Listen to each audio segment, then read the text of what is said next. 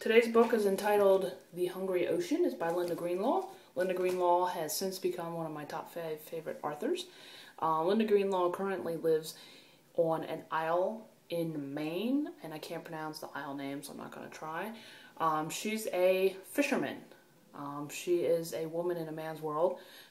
This book, The Hungry Ocean, is about her sword fishing, and she has a crew of 5, I believe, 5 or 6 people. I think there's 6 including her. And she's the captain, and they gotta do what she says, and she has to make tough decisions. And, you know, because everything, their paychecks are affected on how much they bring in. But at the same time, the crew, you know, when they're not catching any fish and they're getting tired, they're not thinking about their paychecks. They just want to go home. So she has to balance out, you know, paychecks, them wanting to go home. You know, so she's trying to do what's in their best interest, even if they don't see that. So this book, I got it at Goodwill. I also have one of her other books, and I've read the 3rd one. As far as I know, there are only 3 so far. There's an inscription in it. It says, "To Danny, Adventures of the Wilds of New York City, as well as the Heart and Soul." So I wasn't exactly sure why that was in there, but then again, it was at Goodwill, so who knows. It's definitely not about New York.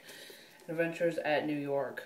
Linda Greenlaw actually survived the perfect storm.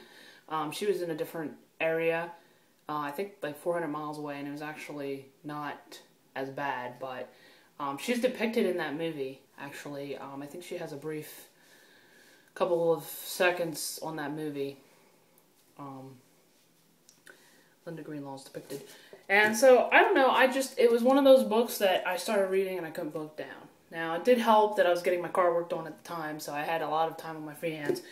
But it's just an excellent book, because she tells it with such humor, and you just want to read the next chapter. And the thing I liked about this is she interspersed it.